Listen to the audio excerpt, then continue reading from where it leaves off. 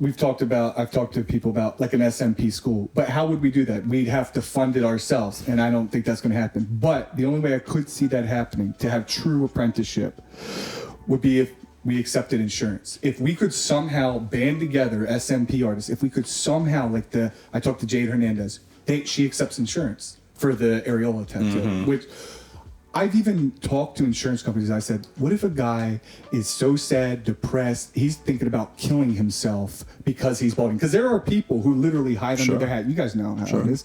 And they're very depressed and they don't know what to do. Scalp micropigmentation to help them. If we could get the insurance company to cover this, game changer for everybody. Yeah. For everybody. I think that's true.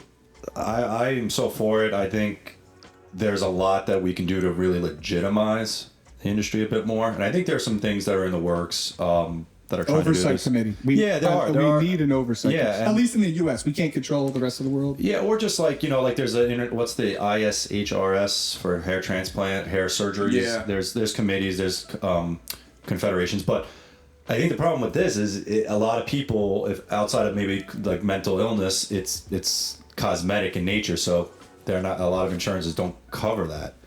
Yeah, you're right. No, that's exactly the reason that they give. Where there's a will, there's a way. We've talked with, the Alopecia Foundation. They won't even legitimize. We wanted to be at one of their trade shows. We wanted to donate. We wanted to offer, free services. They won't even back it because of some, we can't back any type of cosmetic, dangerous, risky procedure in there. Yeah.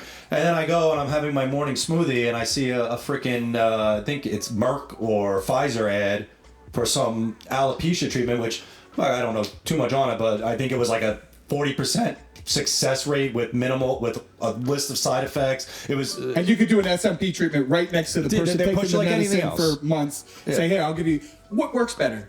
What works better? Yeah. And then we could prove that. Yeah. But that's the battle you're fighting still is against these industries that are set in their ways. That it's like any other industry. I mean, the pharmaceutical industry is fighting it. They're still pushing Propecia, Rogaine, all that stuff. And I'm not saying that's a bad thing. I mean, it can work for people. It's a great outlet, but obviously SMP is a great outlet for many too, and we're living proof of that. So, yeah. I know in New York here, I'm working with the American Barber Institute, and they got this licensing now for SMP trainers. So this is kind of like one of the first, you could say, a regulation for the SMP world as a whole.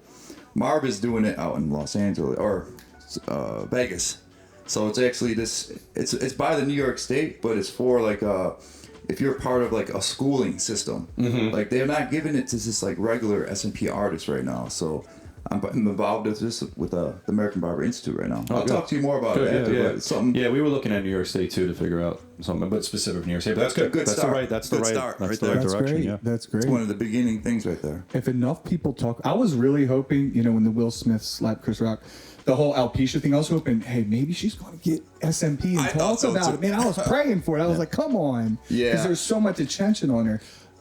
Didn't seem like it happened, though. Nothing happened on that one. No. Will Smith comes up and slaps you. Maybe he slapped the top of her head and it came off. I don't know. You never know.